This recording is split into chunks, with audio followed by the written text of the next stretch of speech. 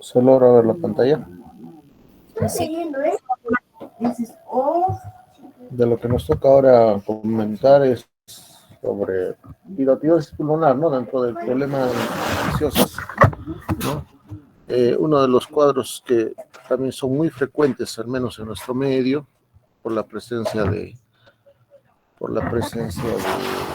mucho, bueno, primero medidas higiénico-sanitarias, ¿no? El lavado de manos, los niños en las zonas ganaderas, altandinas, la zona de Canas Sánchez Espinar que tiene mucha presencia de ganado vino, etcétera, o presencia también de aspectos sanitarios donde hay muchos perros o animales domésticos que pueden hacer de huéspedes intermediarios que generan el contagio dentro del ciclo que se conoce. En Lima, pues muchos de los hospitales donde se refiere los casos de hidatidosis se atienden mucha cantidad de cirugías al año, ¿no?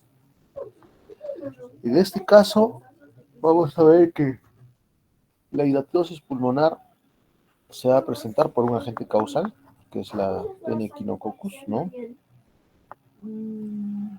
También se puede conocer como hidatidosis, como equinococosis, ¿no? Y bien, cuando se presenta este tipo de daño, pues al principio requiere un manejo antiparasitario y también quirúrgico, ¿no? Entonces es una parasitosis transmitida por un agente zoonótico, ¿no? Que eso puede darse accidentalmente en el hombre. De igual manera, vamos viendo que la tenia equinococcus sería la más frecuente, ¿no? Y adopta la forma de vesícula esferoide conocida como hidátide, ¿no? Pertenece a la clase Protelminto, el orden sexto de familia Teniae. Hay algunas otras especies, ¿no? Que también han sido descritas, ¿no? La granulosus es la del 1782, ¿no? Como es como el agente más importante. Y una de las características es que se asienta en los pulmones, ¿no? Donde puede producir esta denominada hidatidosis pulmonar, ¿no? Efectivamente, ya la forma adulta, ¿no? Es una tenia hermafrodita que muchas veces habita en el intestino de algunos mamíferos carnívoros, ¿no? Principalmente ven acá en el perro. Existen varias especies, como la Echinococcus granulosus, Echinococcus multilocularis, la Echinococcus patagónicos, Echinococcus boyeli y la Oligarcus, ¿no? Aquí hemos visto, por ejemplo, la boyeli, ¿no? Aparte de la granulosus, ¿no? Sí, que puede producir diseminación hematógena en muchos casos, ¿no? Y ahí podemos ver diferente variedad de componentes que va generando. El Echinococcus granulosus tiene una longitud de 3 a 6 milímetros, ¿no? Y en la última porción tiene de 500 a 800 huevos en la zona grávida, ¿no? Estos huevos se expulsan por las materias fecales del perro, contaminando el suelo. Y bueno, ahí vienen los huéspedes intermediarios y accidentalmente el hombre, ¿no? En la forma larvaria, que se denomina también embrionaria, el huevo ingerido llega a la primera porción del intestino delgado, donde se libera el embrión hexacanto, como efecto de los tubos también gástricos, y el cual, con estos 6 ganchos, que es el embrión hexacanto, se abren camino a través de la pared intestinal, procurando los vasos suprahepáticos hasta la zona de la vena cava inferior, al corazón derecho, llegando a la aurícula derecha, ventrículo derecho, y bueno, pues luego a la parte de las arterias pulmonares. Eh, Efectivamente, ahí podemos ver que en este caso vemos a la larva hidátide, ¿no? Que puede vivir en el hígado, pulmones, ¿no? Entonces, y fíjense que aquí la cabeza de esa tenia tiene el excólex, ¿no? Con el embrión hexacanto que mide 30 micrómetros. Aquí hemos hablado de la tenia adulta, que tiene entre 300 a 800 huevos en la zona grávida, ¿no? y puede vivir también en el intestino del perro, del zorro y otros animales, por ejemplo, silvestres que también pueden presentarse, ¿no? Entonces ahí se cumple el ciclo del Loeffler, como hemos comentado, cuando pues diferentes órganos son atravesados por este agente y pueden llegar a definitivamente infestar la parte pulmonar, ¿no? Es importante realizar una ecografía de control, ecografía abdominal, cuando vemos una hidratidosis pulmonar, porque puede ir de la mano de una hidratidosis hepática, ¿no? Entonces, acá vemos, se señala que más o menos el desarrollo de esta hidatitis es lenta, ¿no? Al cabo de 5 meses puede medir alrededor de 0,5 centímetros y más o menos podría crecer 1 milímetro por mes, ¿no? Algunos dicen que puede ser un crecimiento de 1 centímetro por año, pero por lo general también nos vamos a dar cuenta que en algunos pacientes que son pequeños, menores de edad, niños que tienen quistes que pues tienen 15, 20 centímetros, y eso no iría correlacionado a la velocidad de crecimiento, ¿no? Bien, entonces acá está el ciclo que habíamos hablado del embrión hexacanto dentro del huésped.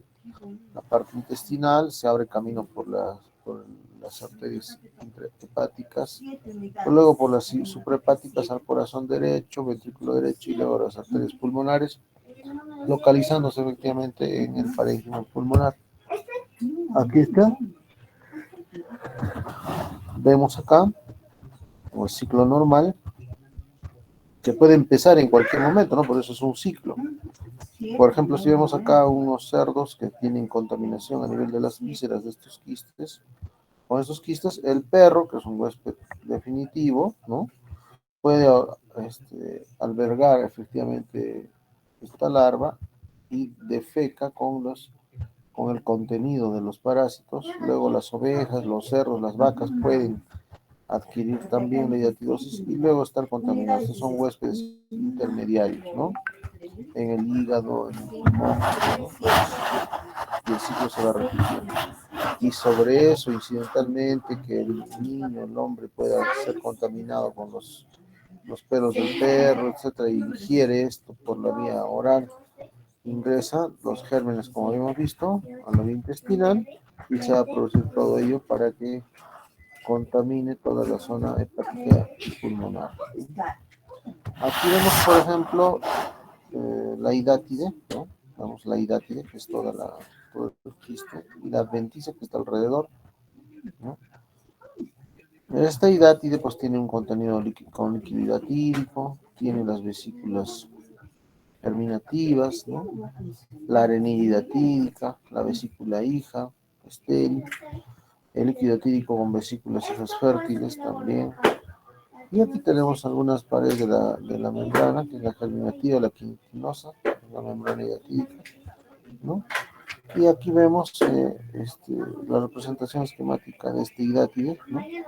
Dice que acá vamos a ver, por ejemplo, una de estas vesículas prolíferas, como lo vemos acá, tiene a su vez dentro los embriones, los escólex, como el hexacanto que hemos hablado, ¿no? Entonces, básicamente, lo que vamos a hablar es de este componente pulmonar, ¿no? Y cómo se hace el diagnóstico, qué tratamientos podrían existir. Entonces, normalmente, si hablamos de la clínica, de sintomatología, en un primer momento, a veces es asintomático, o puede haber un leve dolor torácico, ¿no?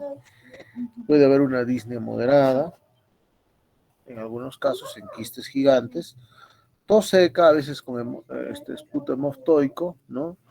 O podríamos tener también, efectivamente, si hay una vómica, donde el paciente empieza a hacer secreciones con líquido salado, transparente o con membranas blanquecinas, y esto se conoce como vómica, ¿no? Eso es lo que todos sabemos, si el quiste se complica o se rompe, ¿no?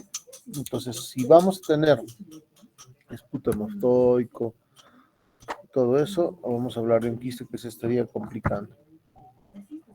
Entonces, cuando se presenta la vómica, Esta puede ser una vómica total o una vómica parcial o fraccionada. Si es parcial o fraccionada, puede ir pasando o ir secretando progresivamente a nivel bronquial, ¿no? Entonces, efectivamente, hablamos de vómica cuando pues ya clínicamente se va a verificar esa presencia de tos con expectoración o esputo salado, ¿no? Las complicaciones torácicas, estos quistes que se van a romper o que se van a complicar, pueden llegar en algún momento a abscesos pulmonares secundarios, ¿no? Tos productiva, fiebre, etcétera, ¿no? Pueden presentarse también infecciones crónicas, abscesos pulmonares, ¿no? Y pueden llegar inclusive a tener bastante problema de desnutrición en niños que van a prácticamente no subir de peso por la presencia de quistes hidratídicos, ¿no? Puede haber presencia de neumotórax, pioneumotórax, complicaciones extratorácicas, piliftisis, ¿no? Por quistes subhepáticos, etcétera, ¿no? Estas son las radiológicas que se pueden observar, ¿no? En este tipo de problemas. Por ejemplo, acá en la A es el signo del mango, como ven, una zona pelúcida alrededor del, del halo, digamos el quiste, es el signo del mango. Puede haber el signo del camalote en el B, donde la membrana sobrenada en el líquido hidratídico es el signo del camalote. El C, vemos acá el neumoquiste perivesicular. En un neumoperiquiste o un quiste perivesicular puede hablar de la posibilidad de una ruptura de un quiste, ¿no? Que está a punto de complicarse. Acá podemos tener el signo del doble arco, como vemos en el caso de el signo del doble arco, ¿no? Podemos ver que el superior corresponde a la adventicia y el inferior a la hidátide. En el punto E, o en el caso E, vemos el signo del doble círculo, donde se evacúa totalmente el líquido y ahí vemos que hay un quiste, pero dentro de la lesión, ¿no?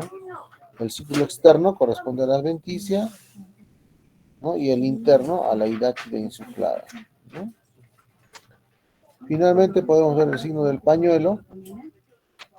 Aquí vemos obviamente toda la hidátide arrollada en el fondo de la cavidad adventicial sin presencia de líquido. Ese es el signo del pañuelo. Entonces ya tenemos varios signos que podemos tomar en consideración. ¿Qué métodos de diagnóstico son los más importantes a ser considerados? El de Westerblot, ¿no? El método de Westerblot tiene una sensibilidad, una especificidad del 100% casi en ambos casos, ¿no? ELISA en un 90 y 95% de especificidad, y el arco quinto del IDA-TEST una sensibilidad del 80% y una sensibilidad y una especificidad del 60%. Entonces, el método de Westerblot sería el más sensible y específico para hablar de hidatidosis pulmonar.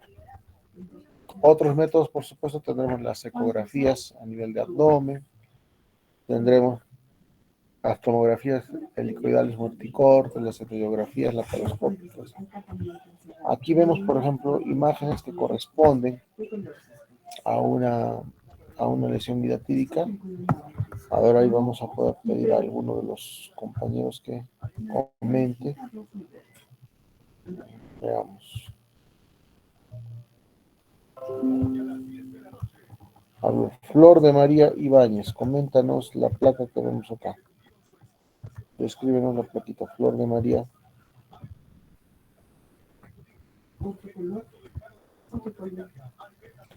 Flor de María, coméntanos la plaquita. ¿Puedes describir la placa?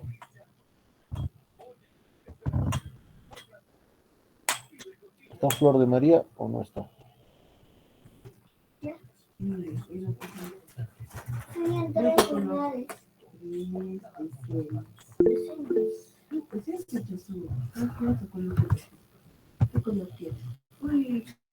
No está.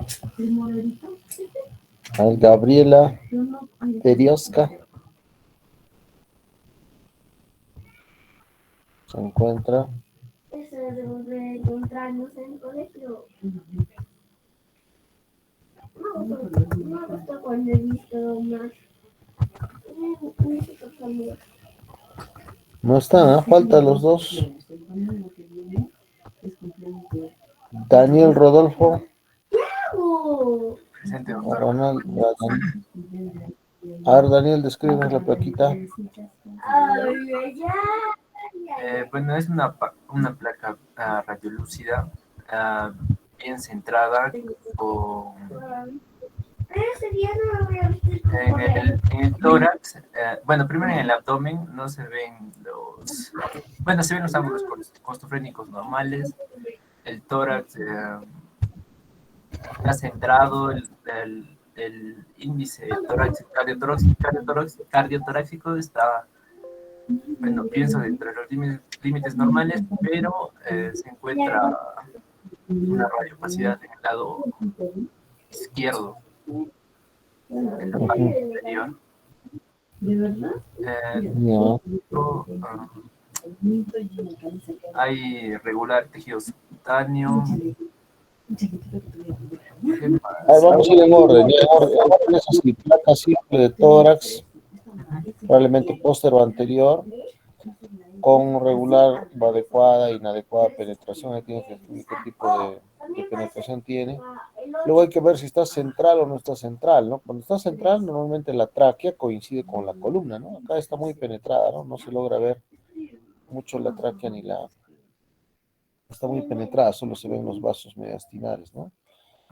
En todo caso, y luego pasamos a describir el mediastino, donde el mediastino se evidencia, no se logra diferenciar la tráquea adecuadamente, está ligeramente quizás acá, algo centralizada, arco de la aorta, dentro de los calibres normales, arco de la pulmonar también está media aplanada, el índice cardiotorácico estaría dentro de límites normales, ¿no? Por esta otra presencia que ya sería la radiopacidad. Estamos hablando primero del mediastino. El mediastino lo describimos de abajo hasta abajo, de arriba hasta abajo, el índice cardiotorácico dentro de límites normales. Luego describen el hemitórax derecho. En el hemicampo derecho vemos expansión pulmonar total. Los alveolos y la trama broncoalveolar se encuentra aparentemente normal. Un reforzamiento ligero de la trama pariliar derecha. Ángulo costofrénico libre, ¿no? En el hemitórax izquierdo igual vemos expansión pulmonar, pero con presencia de una radiopacidad basal en 2/3 inferiores, ¿no? De forma redondeada, contenido homogéneo, radiopaco, ¿no? Entonces, conclusión, podría ser una placa simple tórax compatible o que podría mostrar una hidatidosis pulmonar, ¿no? O lesión hidatídica pulmonar izquierda, no complicada, ¿no? No hay doble halo, no hay neumoperiquiste, entonces no hay niveles hidroaéreos, entonces está aparentemente sin complicar. Pues vamos a pasar a la siguiente placa. La siguiente placa la va a leer en ese mismo orden. Miriam Guamaní. Miriam Guamaní está.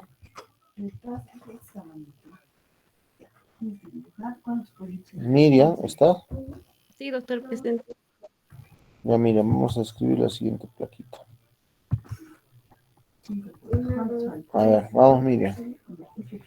Es lo mismo. Sí, doctor, es una placa posterior anterior. Está bien penetrada. eh, Se ve que la tráquea también está, bueno, sí se nota que está al mismo nivel que la columna. Podría decir que está bien centrada. Y también veo que hay lesiones hipodensas en el Ya, mediastino. tórax, donde tiene una adecuada e inadecuada penetración. Si está central o no está central, ya has descrito. No está tan central, la columna está media desviada, ¿no? Como vemos. Y en el mediastino, ¿qué ves? En el mediastino, de arriba para abajo, ¿qué vemos acá? De arriba, la tráquea, ¿cómo está? También La tráquea está ligeramente desplazada desplazada a la izquierda. hacia la derecha. Sí, doctor, está desplazado ligeramente hacia la derecha. Ya, el arco de la pulmonar se ve, el arco de la aorta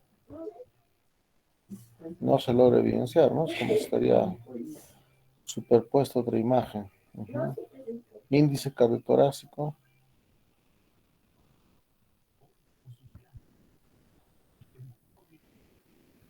Ya, muy bien, ¿qué más podemos ver? En el hemicampo derecho, primero, ¿qué ves? Es una masa inferior, en el lóbulo inferior Una está una imagen, masa hipodensa, imagen radiopaca, con contenido homogéneo. imágenes de opaca hipodensa, con bordes bien delimitados. Mm, Ya, en placa de tórax se habla de radiopacidad o radiolucidez, ¿no? En lo que es tomografía sí se habla de hiperdensidad, hipodensidad. Acá hablamos de radiopacidad o radiolucidez. Donde tenemos en el tercio inferior derecho, ¿no? Ángulo costofrénico obturado, presencia de una imagen redondeada, ovalada, ¿no? Contenido homogéneo, radiopaco. ¿Bien? De la misma manera, otra imagen similar, de similares condiciones, características, en la parte superior, el lóbulo superior izquierdo, ¿no? Con presencia de igual una imagen circular, redondeada, con contenido homogéneo, radio opaco, ¿no? En el tercio superior, dos tercios superiores, ángulo costofrénico libre. Conclusión, ¿cuál sería? Placa simple tórax compatible con...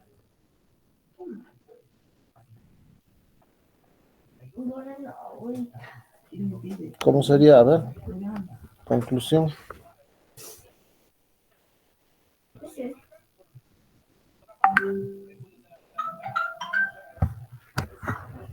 ¿Nada?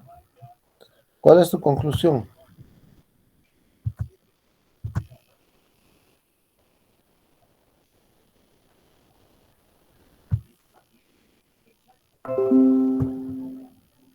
A ver, Pierina de Sandra, ¿cómo concluyes esta plaquita?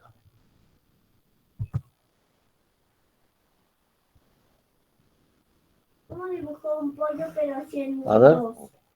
¿nadie? A ver, Hidatidosis Solamor. A ver, vamos. Hidatidosis pulmonar no complicada, doctor. no complicada bilateral, ¿no? Ya, muy bien. Pasamos a otra.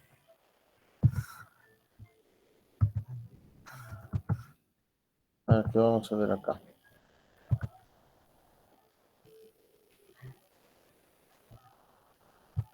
Ujú.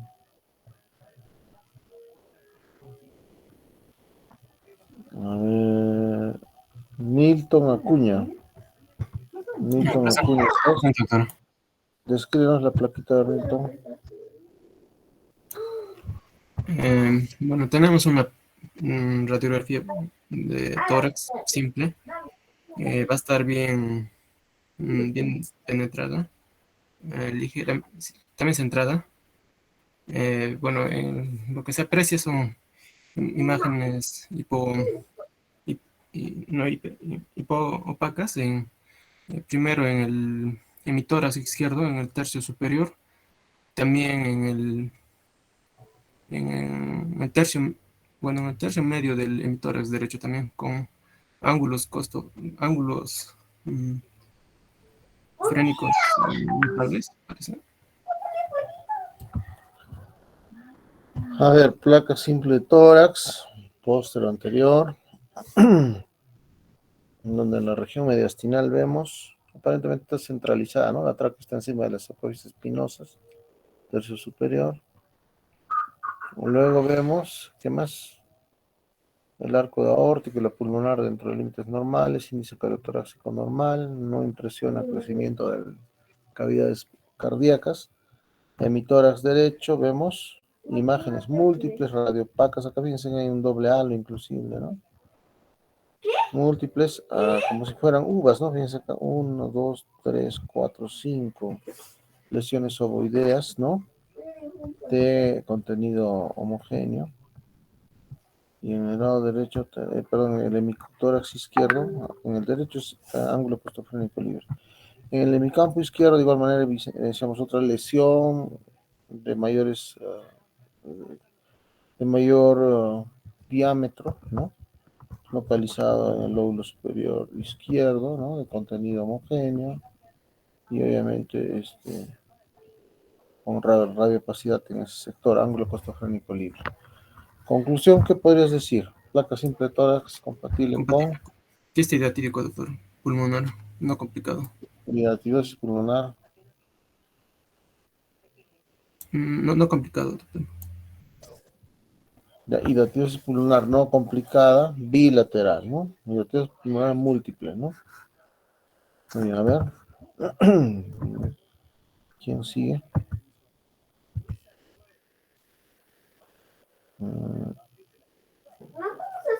Solamor Flores.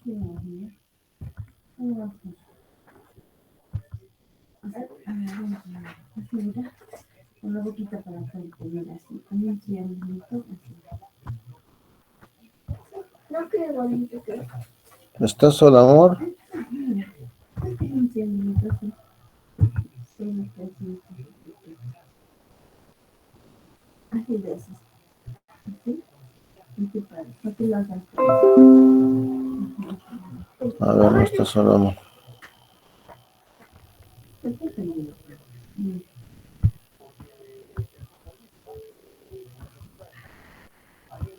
fuertico!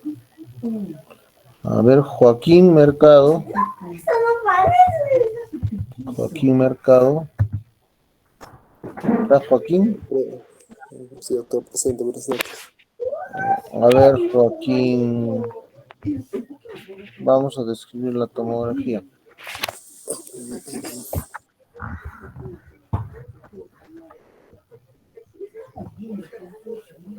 ¿Qué tipo de ventana es? ¿Qué cosa es? Es una tomografía, ¿no? ¿Cómo describirías esta imagen?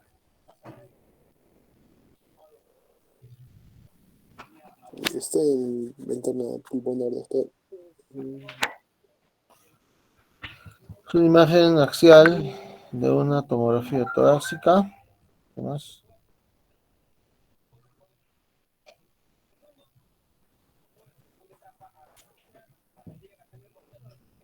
¿Qué vemos? Una imagen axial de una tomografía pulmonar. ¿Qué más? ¿Qué ventana es? ¿Parenquimal o mediastinal? Parenquimal o Parenquimal. mediastinal. ¿Mm? Gracias. Es ventana parenquimal cuando se ve el parénquima pulmonar. Acá no se ve el parénquima pulmonar. Es una ventana mediastinal, ¿no? Donde podemos evidenciar una asimetría del tórax, presencia de dos lesiones hiperdensas, redondeadas, bordes definidos, contenido homogéneo en el hemitórax derecho. Y otra con paredes más engrosadas, ¿no? Alrededor de la lesión hiperdensa, contenido homogéneo en la parte medial. Podemos ver que se trataría de una tomografía de tórax que evidencia hidatidosis pulmonar múltiple, ¿no? No complicada. Bueno, hay diferentes tamaños, diferentes posibilidades de tratamiento quirúrgico. Por lo general, los antiparasitarios más usados son el albendazol, el praziquantel. No, lo que más usamos es el albendazol, por lo menos 90 días, ¿no? Entonces, aquí vemos que puede haber también algún tipo de consideraciones de acuerdo al tamaño. Cuando son pequeños, son quistes menores a 4 centímetros, medianos hasta 8 centímetros, grandes hasta 12 centímetros y quistes gigantes mayores a 12 centímetros. Después, de acuerdo a la cantidad, de estos quistes pueden ser únicos o múltiples, ¿no? En la ubicación pueden ser unipulmonar, bipulmonar o bilateral, ¿no? En lo que son complicaciones, de acuerdo a la complicación, serían quistes complicados y quistes no complicados, ¿no? También se puede definir de acuerdo al tiempo de complicación. Si el quiste se complicó dentro de los 7 días, es un quiste de complicación temprana y más de 7 días post, ¿no? Más cuidado habrá que tener, obviamente, cuando ya se complicó, ¿no? Y ver las características de la evolución del paciente. Entonces, pueden también variar de acuerdo a la edad, sexo, embarazo, estado general, anemia, noticias, infecciones agregadas. Y los órganos comprometidos no solamente es pulmón, corazón, no solo pulmón, son otros órganos, hígado, vaso, riñón, cerebro también. En el tratamiento podemos ver el tratamiento médico, pacientes asintomáticos, ¿no? O las complicaciones, antibióticos y antiparasitarios, el drenaje postural antitussígenos y el tratamiento antiparasitario. Habíamos hablado del albendazol, ¿no? Ese tratamiento no es rutinario, aunque podría utilizarse en algunas situaciones, así como por ejemplo en pacientes donde la intervención quirúrgica no es posible debido a la localización anatómica, ¿no? Si son quistes pequeños y la localización no es complicada, podría hacerse un tratamiento antiparasitario, ¿no? Igual en pacientes que requieren tratamiento quirúrgico, entonces en este caso hay diferentes técnicas, como vamos a ir viendo. La técnica de Barrett, descrita en 1967, es la más frecuente y la más común. La técnica de Barrett consiste en primero en aislar el parásito, se colocan compresas alrededor de la lesión, empapadas con hipersodio, porque para inactivar el líquido hidatídico, que tiene miles de vesículas hijas, utilizamos el líquido, el hipersodio, ¿no? Y entonces podemos inactivar el quiste. Entonces, aislamiento del parásito, inactivación del quiste, se inactiva con este hipersodio, luego se hace una paraquistectomía, una quistectomía, tratamiento de la cavidad, cierre de las fisuras bronquiales con capitonaje o bien cierre de fugas bronquiales. Tenemos también la técnica de Velar de Pérez Fontana. La técnica de Velar de Pérez Fontana habla precisamente de todo lo que es aislamiento del parásito, inactivación. Luego viene la paraquistectomía y luego viene el tratamiento de la cavidad. Y luego puede haber resecciones de las adventicia, ¿no? En la técnica de Armand Ungón, que es la técnica del parto, a veces solamente se utiliza aislamiento del parásito e inactivación. Otras técnicas podemos tener la técnica de Allende Langer, resecciones pulmonares en cuña como la segmentaria, la lobectomía o la neumonectomía. Las resecciones pulmonares se pueden hacer de acuerdo a la necesidad y la afectación del quiste.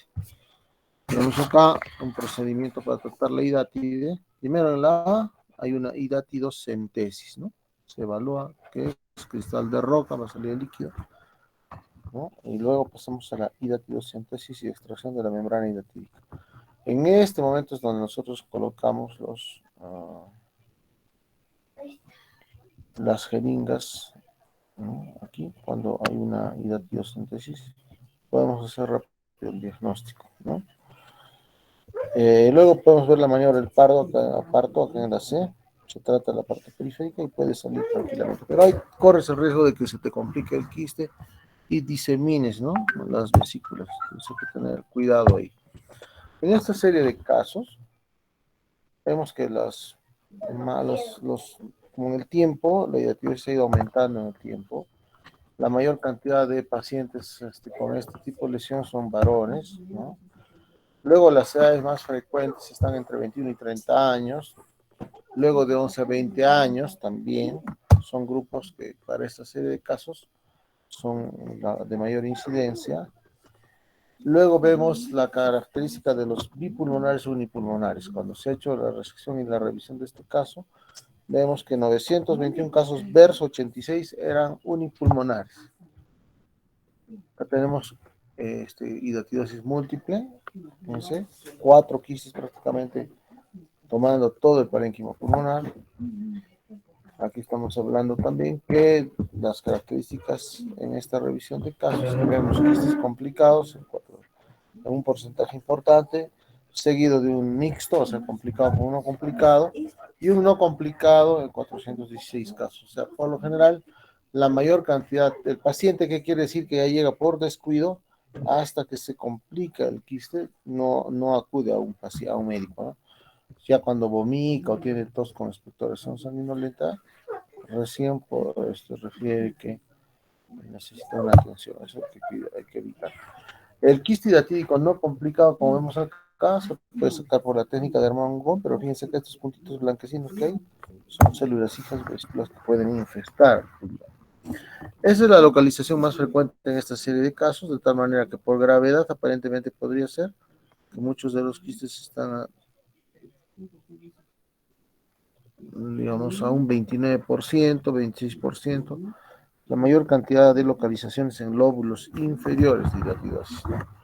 Y luego ya viene lo que es lóbulo superior. En el lado izquierdo, claro, ahí no hay tanta diferencia, pero igual sigue habiendo una diferencia, ¿no?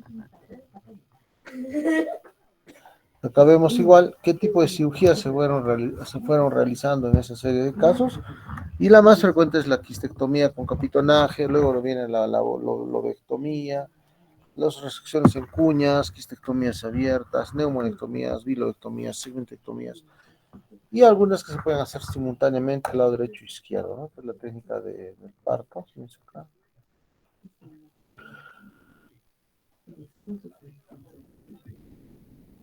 Más o menos ese es el problema de lo que podemos encontrar, ¿no? Entonces, bueno, al igual cuando ya vemos que ha salido la secreción al árbol bronquial de la persona que acompaña, podría igual desparasitarse, ¿no? Entonces acá vemos la hidatidosis pulmonar no complicada bilateral, en ambos casos se ve en la plaquita. Y aquí tenemos las quistectomías con cierre de fístulas bronquiales, ¿no? Fugas bronquiales. Acá había un quiste grandazo, yo he hecho básicamente utilizábamos con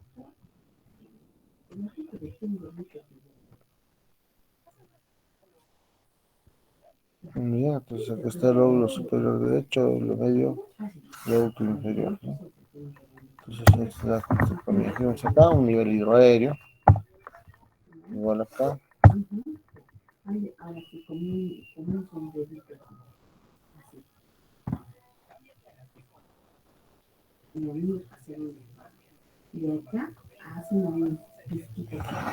Acá vemos un aislamiento del contenido hidatídico. Por lo general se ponen gasas en bebidas con hipersodio, luego se inactiva la membrana o la pared de la periquística para luego eliminar los parásitos y se realiza una succión, una aspiración. Estamos poniendo obviamente gasas alrededor de la lesión, ¿no? Entonces, y luego se apertura. Pueden haber desde 10, 20, cientos, hasta miles en algunos casos. Acá tenemos cantidad de quistes que fueron saliendo de esa zona hepática. 2 pocillos hasta más para ver el tipo de lesión. Aquí tenemos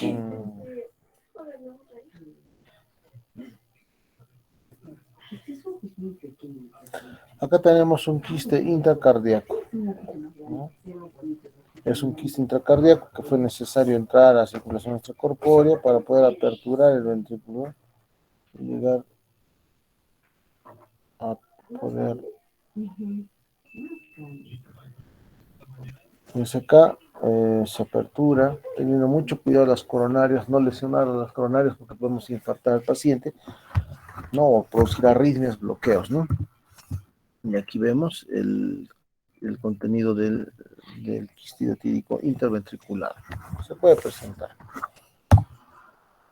¿Qué complicaciones postoperatorias puede haber en cirugía de quiste hidatídico pulmonar? Puede haber sangrado, fístulas broncooperables, o sea, fugas de aire, empiemas, ¿no? Que se infecte, ¿no? Sí, podría ser.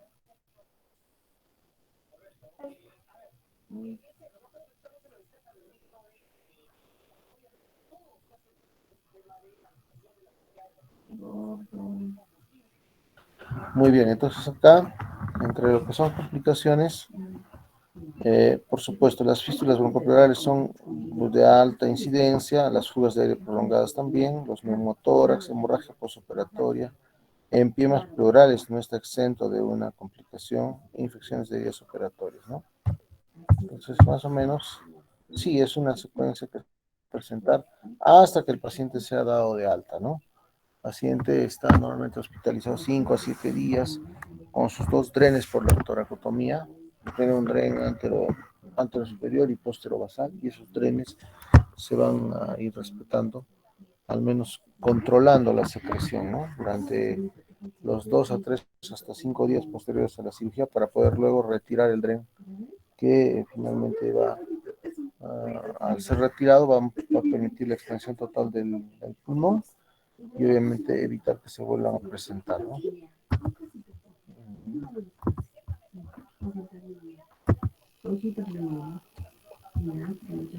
A ver, chicos, hasta acá, ¿alguna duda de hidatidosis pulmonar?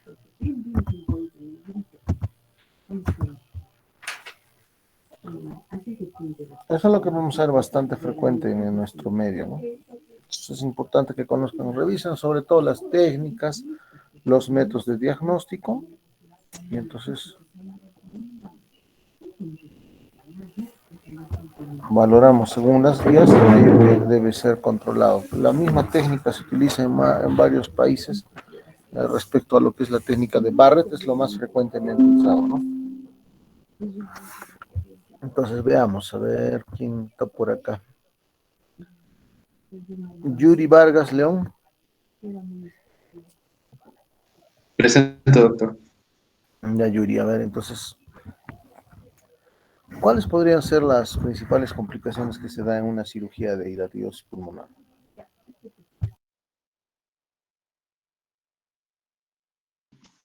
Principalmente, doctor, podría ser la perforación pulmonar.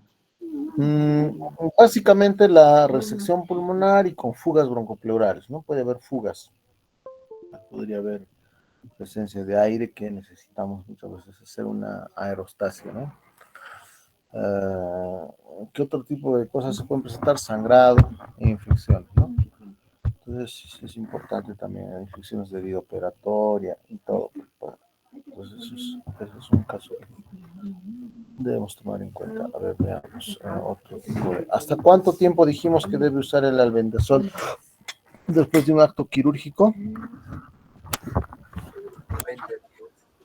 90 días, sí, se puede llegar a los 6 meses también, en algunos casos hasta el año, dependiendo, ¿no? Cómo está, si ha habido diseminación, por ejemplo, sí hay que llegar hasta el año muchas veces, ¿no?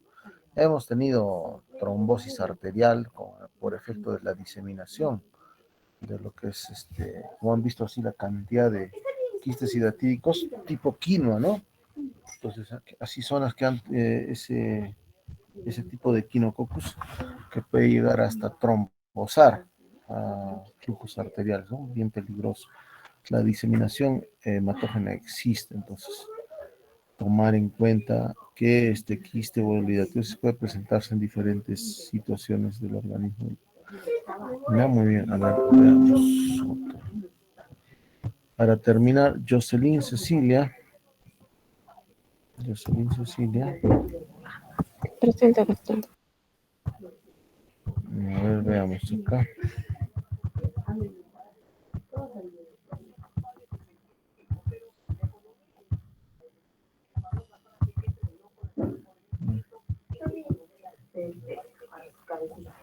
A ver, descríbenos esta plaquita ya para terminar. Como una U volteada. Ya. Mira,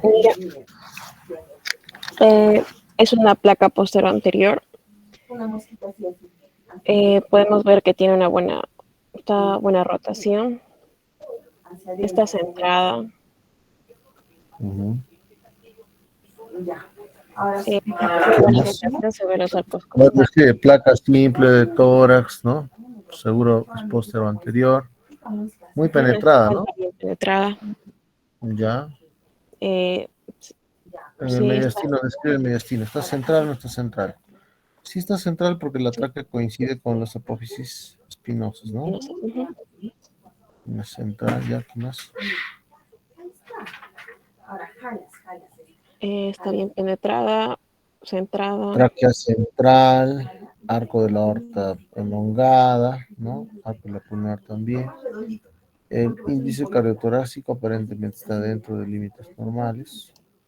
Ángulo, y ahora ya una vez que has acabado la parte mediastinal, te vas al hemitórax derecho y luego en el hemitórax izquierdo. ¿Qué vemos en el hemitórax derecho? Doctor, en el hemitórax hay una zona hiperdensa en el lóbulo inferior del hemitórax derecho. Ya. A ver, ¿qué ves en el hemitórax derecho? ¿Ves un nivel hidroaéreo o no? Sí, doctor. Acá hay un nivel hidroaéreo, ¿no? Entonces, presencia de lesión, ¿no? Redondeada o esférica, con contenido hidroaéreo, ¿no? Eso, se estaría hablando de un posible quiste complicado, ¿no? Y una radiopacidad basal que obtura aparentemente el ángulo costofrénico. En el hemitórax izquierdo, expansión pulmonar adecuada, no se observan lesiones de características relacionadas a hidrotidosis, ¿no? Conclusión, acá se ve la cámara gástrica también. Conclusión, rayos X de tórax o placa simple tórax compatible con hidatidosis pulmonar. ¿De qué característica sería? Si Complicado. usted vemos que está viendo un contenido hidroaéreo, Complicado. probablemente se está vaciando, ¿no? Está viendo un contenido medio vacuo y entonces podría generar una vómica, por ejemplo, ¿no? Entonces, eso podría ser una característica de un quiste hidatídico complicado, ¿no? Hidatidosis pulmonar complicada, pulmonar derecha. Muy bien. Hasta acá jodemos la hidatidosis.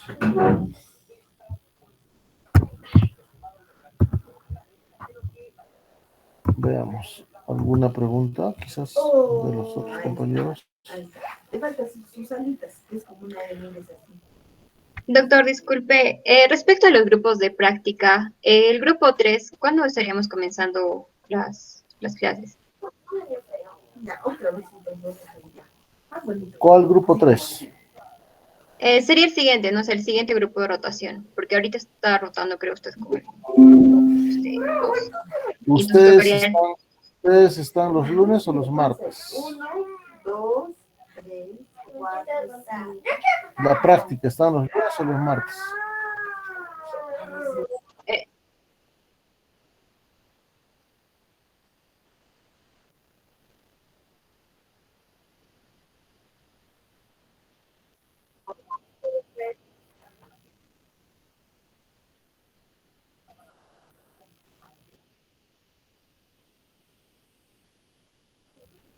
No, porque lo que pasa es que ya habían dispuesto que uno de los grupos sea lunes y el otro grupo martes. Eso ya es ya regular. No es que estén cambiando cada... No. El día martes, si ya tienen preparado el caso, podrían exponer, ¿no? Distribuirse la cantidad de horas de martes que les toca para que puedan distribuirse en el total de alumnos que tengan, ¿no? Traten de hacerse alcanzar más bien las exposiciones para esos días que les correspondería exponer. Pues prácticamente tienen todos los martes, depende pues de 9 a 11 normalmente se hace, en algunos casos hacen de 9 a 10, un poco más, un poco menos, dependiendo del caso, ¿no? Lo que me interesa básicamente es que de la presentación ustedes hagan el análisis de las guías, ¿no? Relacionadas a la técnica operatoria que han hecho, las indicaciones quirúrgicas, las complicaciones posoperatorias, ¿no? Y eso, obviamente, los temas los eligen de acuerdo al sílabus, de acuerdo a la característica o prácticamente a la elección que tengan del tema, ¿no? Se les ha puesto páginas también para que puedan ustedes indagar. Hay grupos que revisan también de algunas sociedades científicas, pueden revisar casos de ellos, ¿no? Con el esquema que ya tienen. Por lo general antes hacíamos una clase introductoria, pero esto ya les he pasado yo prácticamente la plantilla para lo que es la clase práctica, lo que implicaría que ya podrían ustedes iniciar el martes con un grupo, ¿no? Entonces, para poder ya hacer que los siguientes martes alcance la rotación. Entonces, tienen el martes con la posibilidad de ya exponer por lo menos uno de los grupos, ¿no? Y si no lo han completado, todavía están con demora, me avisan para que se haga el siguiente martes. La idea es que les alcance los días de práctica para completar sus exposiciones. Entonces, la delegada que me avise si el martes iniciamos, si tienen el grupo, si no el siguiente martes.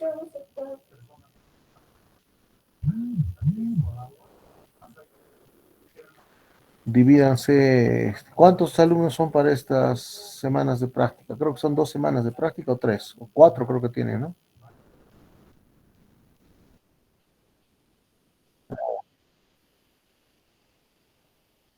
Ya, divídanse pues, a 3 por exposición promedio. ¿ya? Y ya presentan su caso directamente. Si no es el martes, el subsiguiente. Pero me confirman, porque con el grupo del lunes, me parece que no sé qué problema han tenido, ellos van a hacer el siguiente lunes. Así que avanzamos, jóvenes. Nos vemos el día jueves con los que hacemos teoría. Y el martes sería con el grupo que le toque la exposición. Y si no lo tienen, bueno, lo pueden trabajar para el siguiente martes. Entonces, me confirma el delegado, por favor.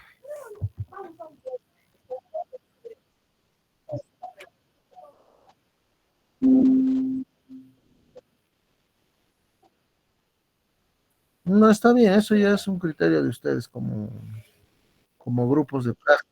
Sí. Ya, está bien, perfecto, no hay problema. La cosa que les alcance los días de exposición.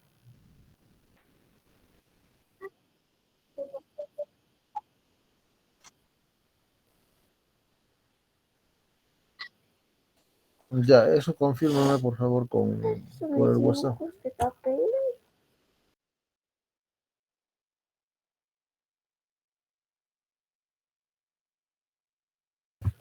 Listo, está bien, no se preocupe. Buenas noches con todos, jóvenes. Buenas noches, doctor.